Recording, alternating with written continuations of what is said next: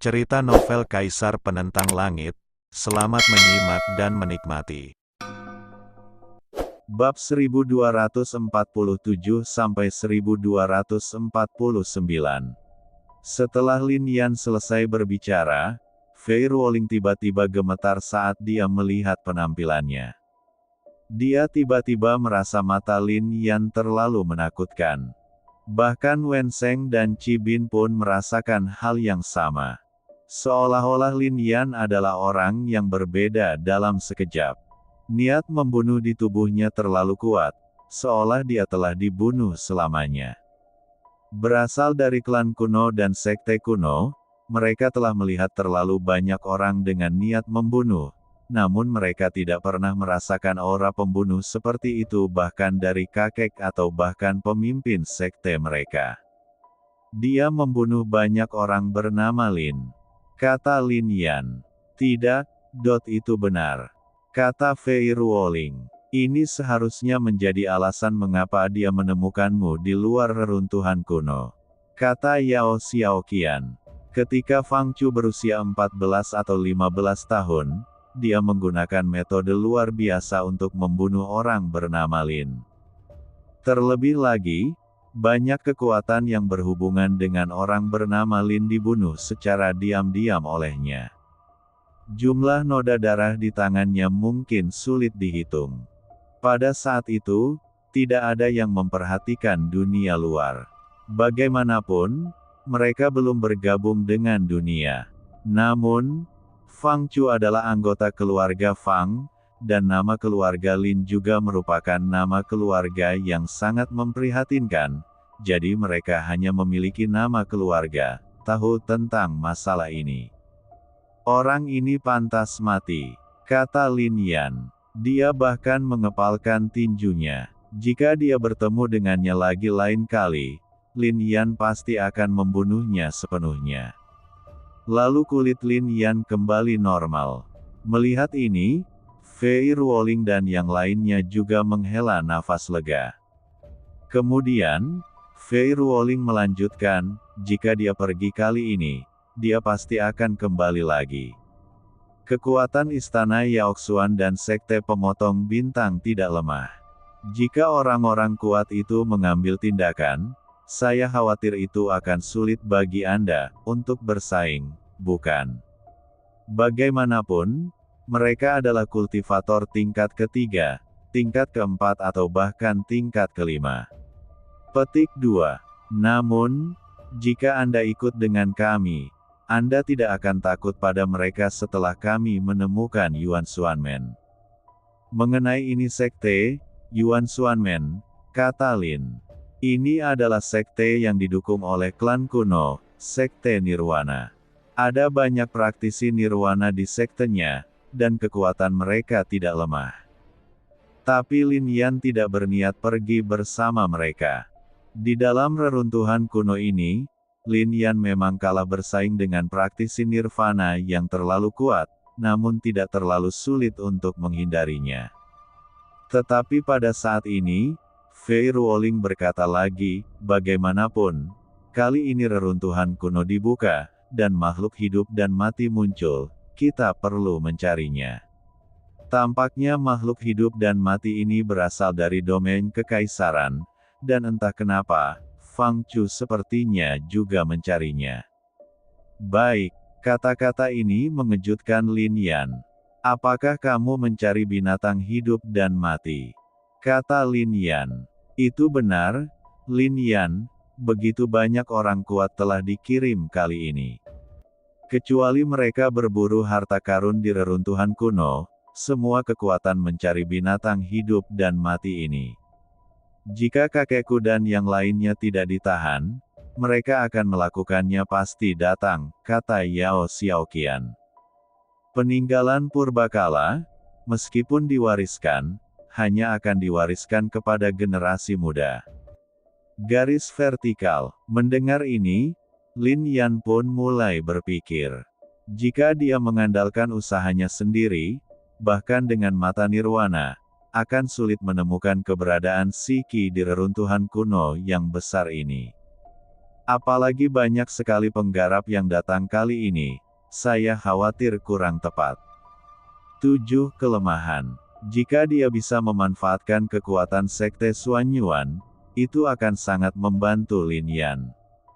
Oke, petik 2. Hei, Lin Yan, ayo kita pergi bersama lain kali. Yao Xiaoqian sangat gembira dan segera meraih lengan Lin Yan. Tapi Lin Yan dengan cerdik menghindarinya. Hah?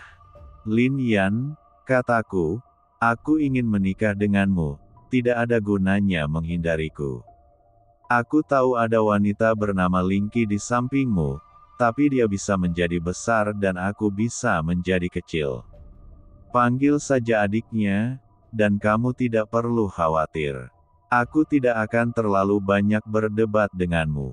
Bagaimanapun, dia sudah lama berada di sisimu selir. Begitu kata-kata ini diucapkan, Lin Yan tiba-tiba merasa ada yang tidak beres di atmosfer. Mata Cibin hampir terbakar. Tapi dia juga tahu bahwa dia bukan tandingan Lin Yan. Dan Lin Yan sendiri juga memiliki garis hitam. Siapa orang ini?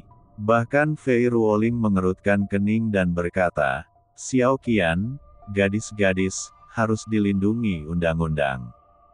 Lagi pula itu bukan rahasia, kata Yao Xiaoqian.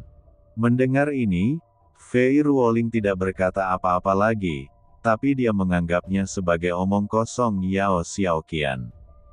Bagaimanapun, Fei Ruoling tahu bahwa Yao Xiaoqian berasal dari klan Yao, klan kuno dengan asal-usul setengah kaisar.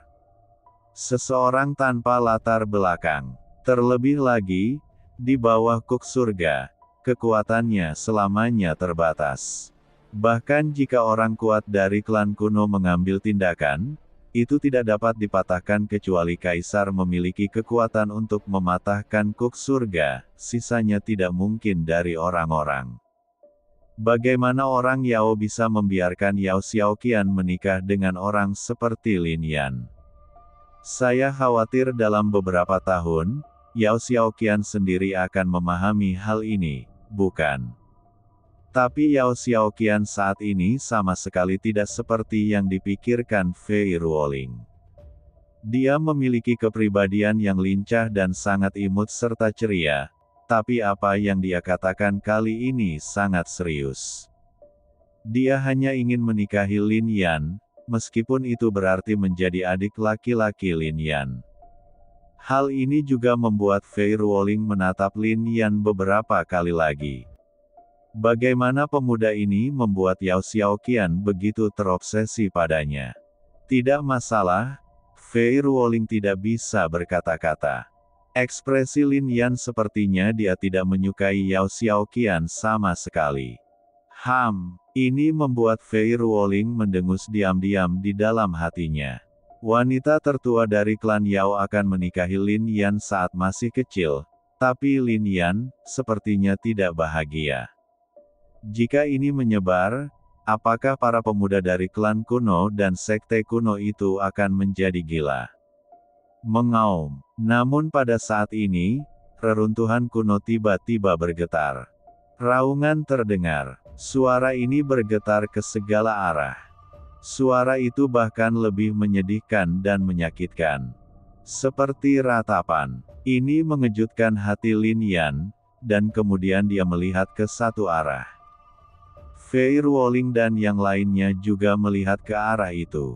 Ayo cepat, kita tidak boleh membiarkan Fang Chu, Istana Yaoxuan dan pasukan lainnya berani mendahului kita, kata Fei Ruoling, dan segera berubah menjadi aliran cahaya dan menuju ke area itu. Lin Yandu lebih cepat, matanya dipenuhi kecemasan. 17, tapi muridnya Jiang Yuan memberinya makan. Saat ini, sebagian besar anggota lama Tianzong hilang, dan Jiang Yuan bahkan tidak tahu apakah mereka hidup atau mati. Akhirnya, dia mengetahui keberadaan Si Qi. Jika Fang Chu dan yang lainnya berani menyentuh mereka sama sekali, Lin Yan pasti akan membuat orang-orang ini menyesal datang ke dunia ini. Ledakan. Dengan pemikiran ini, Lin Yan juga meledak dengan seluruh kekuatannya. Melihat kecepatan Lin Yan, Fei Ruoling dan yang lainnya semakin tercengang. Rupanya mereka tidak menyangka Lin Yan benar-benar melampaui mereka dalam hal kecepatan. Namun, pada saat ini, mereka juga tiba-tiba berteriak dan meledak dengan seluruh kekuatan mereka. Takut Fang Chu, Istana Yaoxuan, dan kekuatan lainnya akan memanfaatkan kesempatan ini. Di puncak gunung, Lin Yan berhenti. Sekelompok orang berhenti di depan. Suara mendesing. Pada saat ini Fei Ruoling dan yang lainnya juga mengikuti. Melihat orang-orang ini tiba-tiba menunjukkan kegembiraan. Ini dari Yuan Xuanmen. Tuan Yuan Xuan. Cibin dan yang lainnya tiba-tiba menghela nafas lega. Bagaimanapun, sepertinya tidak ada niat membunuh di reruntuhan kuno ini, tetapi masuknya iblis dan pembudidaya iblis, serta Fang Chu dan lainnya, membuat sulit untuk menjamin keselamatan mereka. Tapi sekarang mereka akhirnya menemukan sekte Yuan Xuan, setidaknya mereka tidak akan berdaya seperti ketika mereka dikepung oleh Fang Chu dan yang lainnya. Nona Fei, Nona Yao, Tuan Qi, Tuan Wen. Pada saat ini, para praktisi Yuan Xuanmen dengan jelas melihat Fei Ruoling dan yang lainnya, dan segera melangkah maju.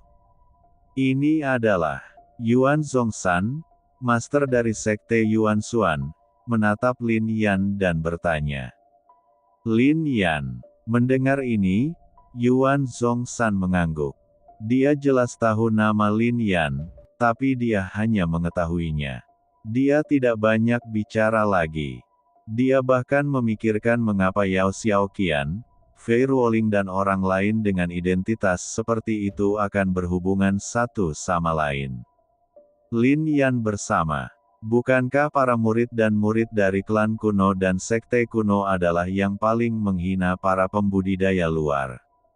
Nona Fei, Nona Yao, Tuan Qi, Tuan Wen, ini Tuan Wu.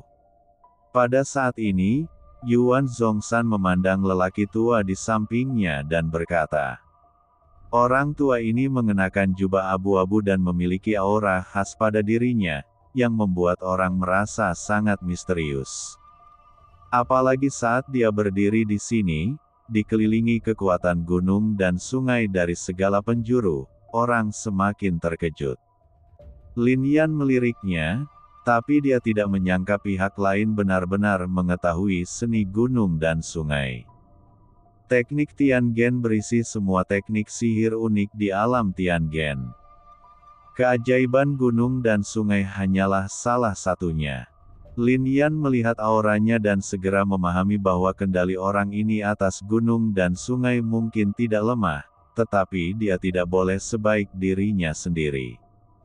Jika Lin Yan menggunakan teknik gunung dan sungai, bukan kekuatan gunung dan sungai yang mengelilinginya, tetapi dia benar-benar dapat berintegrasi dengan kekuatan gunung dan sungai. Dan dia akan menjadi penguasa gunung dan sungai-sungai.